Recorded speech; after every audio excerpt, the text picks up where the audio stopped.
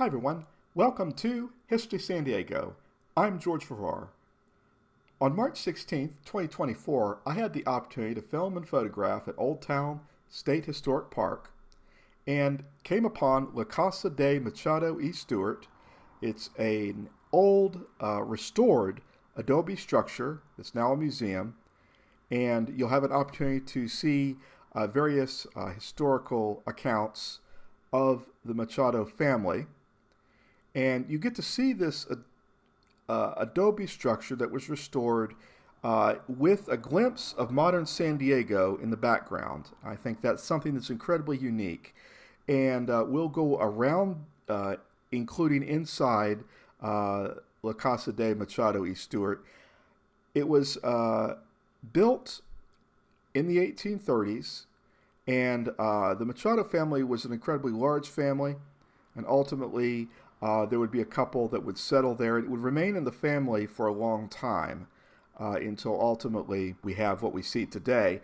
What I'd like to do is encourage you to imagine, without the trolley station and the 5 freeway and the parking lot, imagine what this place would have looked like in the 1830s with adobes being constructed and people just starting their lives. Okay, so this is in the early days of San Diego. Now we're going to go ahead then and walk into La Casa de Machado y Stewart.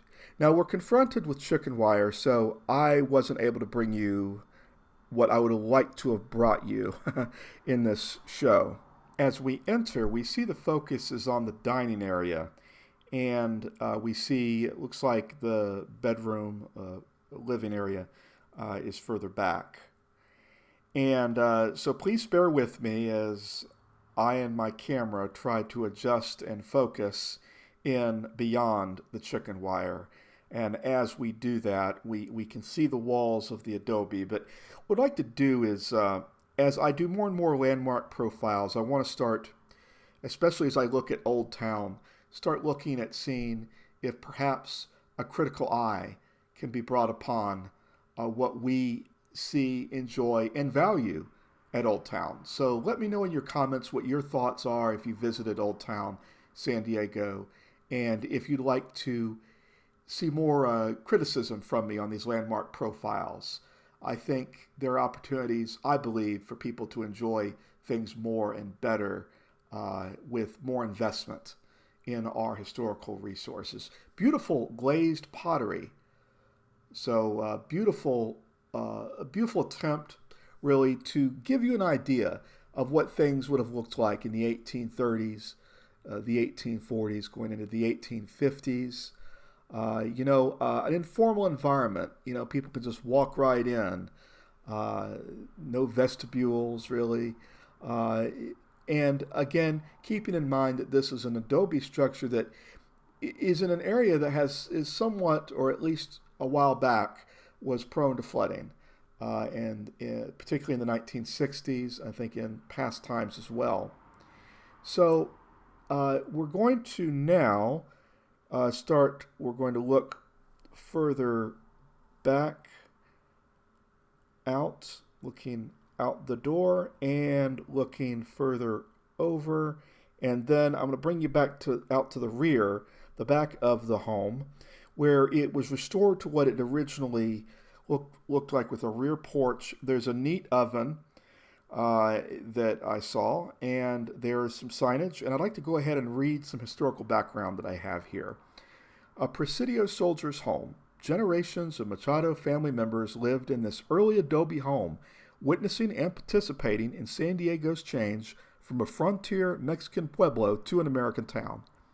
Corporal Jose Manuel Machado, stationed at the nearby Presidio fort, married Maria Serafina de la Luz.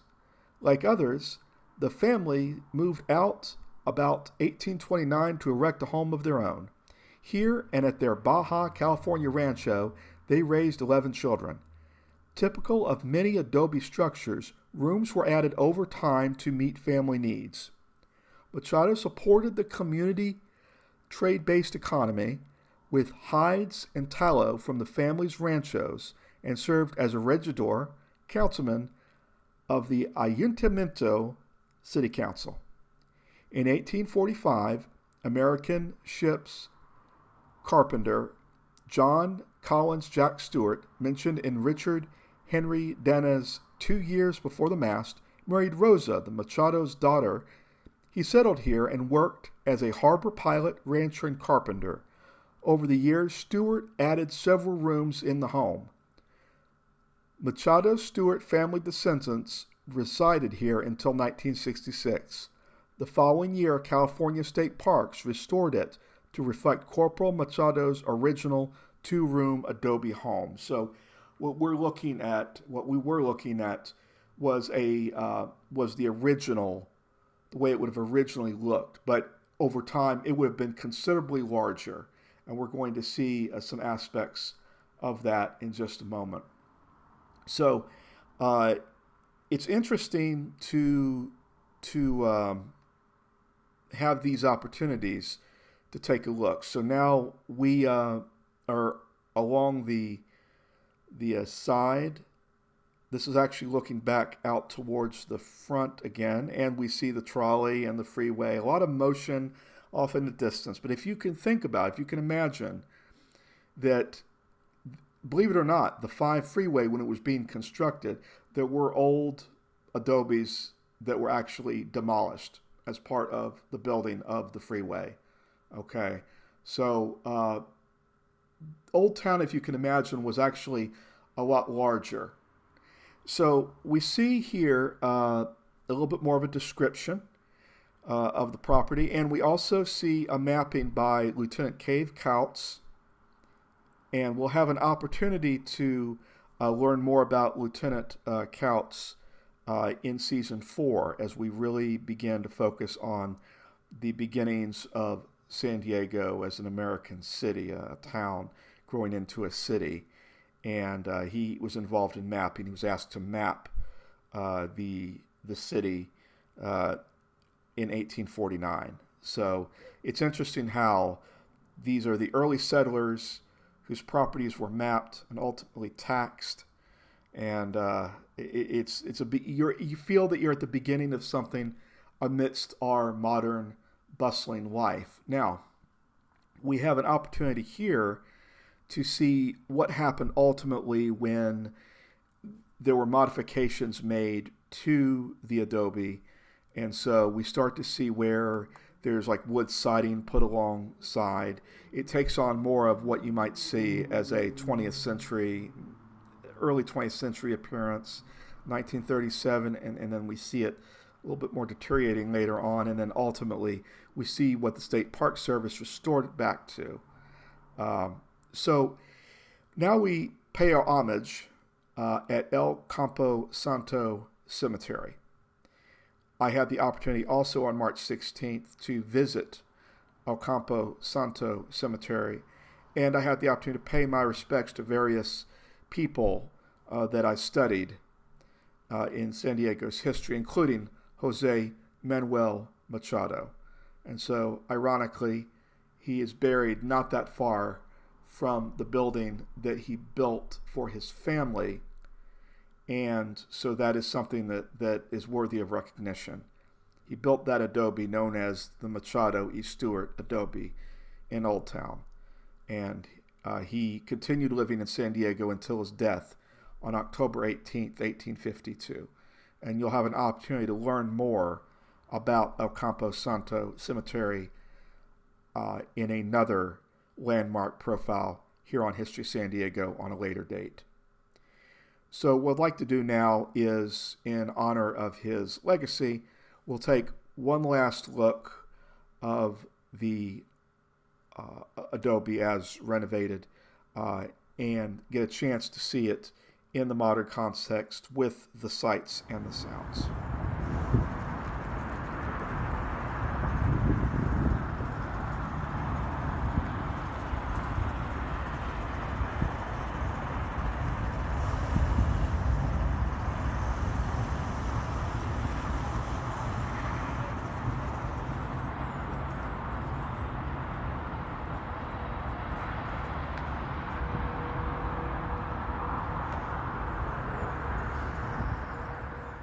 hope you've enjoyed History San Diego today. I do want to encourage you to join us on Facebook on our rapidly growing by leaps and bounds History San Diego Facebook group page. I also have some other group pages as well, including History California and also Cities USA. So I'd like to encourage you to please join us on Facebook.